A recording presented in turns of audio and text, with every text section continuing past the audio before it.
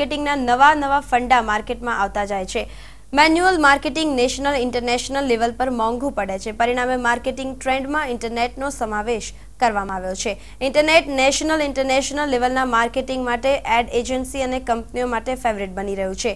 તો જોઈએ web marketing કેટલા છે પ્લસ પોઈન્ટ્સ અને કેટલા છે નેગેટિવ પોઈન્ટ્સ।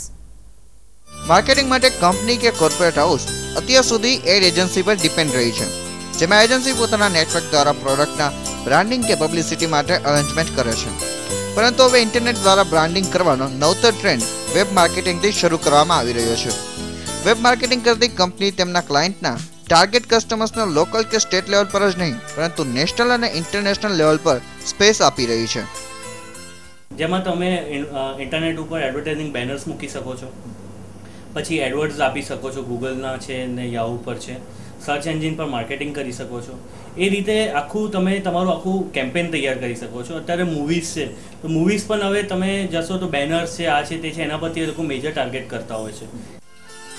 મેન્યુઅલ પબ્લિક રિલેશનનું કામ કરતી એજન્સી હવે વેબ માર્કેટિંગનો સહારો લઈ રહી છે, કારણ કે ઇન્ટરનેશનલ લેવલ પર પ્રોડક્ટના બ્રાન્ડિંગ માટે ઇન્ટરનેટ વધારે સચોટ અને અસરકારક સાબિત થઈ રહ્યું છે।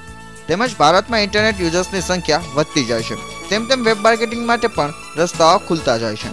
આ ઉપરાંત વેબ માર્કેટિંગ એડવર્ટાઇઝિંગ ઇન્ડસ્ટ્રીને પણ પોતાનામાં સમાવી રહી છે, જે વેબ માર્કેટિંગ કંપની માટે પણ ઇન્કમ જનરેટ કરી રહ્યું છે।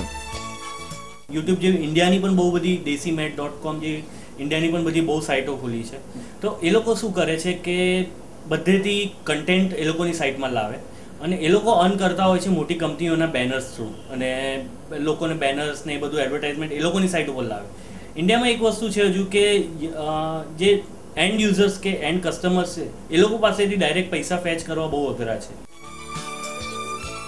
વેબ માર્કેટિંગ કંપનીઓ પોતાના બિઝનેસને ડેવલપ કરવા માટે એન્ડ ઓફ ધ યુઝર્સ એટલે કે ઇન્ટરનેટ સર્ફ કરનાર પાસેથી કોઈ ચાર્જ વસૂલતી નથી। પરિણામે યુઝર્સ ફ્રી વેબસાઇટ સર્ફ કરે છે અને એડ જોઈ શકે છે। તેમજ web marketing company sector wise information આપતો ડેટા તૈયાર કરીને આપે છે, તેથી કસ્ટમર્સ પોતાની પસંદીદા પ્રોડક્ટની ડિટેલ ઇન્ફોર્મેશન કલેક્ટ કરી શકે છે। આ ઉપરાંત વેબ માર્કેટર્સ કમ્યુનિટી ક્રિએટ કરીને ઉંમર પ્રમાણે વ્યક્તિની જરૂરિયાતને લગતી પ્રોડક્ટની માહિતી તેમના સુધી પહોંચાડે છે।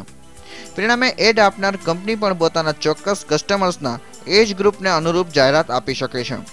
ભારતમાં આ કન્સેપ્ટ હજુ નવો છે, પરંતુ તેની ડિમાન્ડ જોતા તે ઝડપથી વિકાસ કરી રહ્યો છે। વિક્રમ પાઠક, TV9, અમદાવાદ।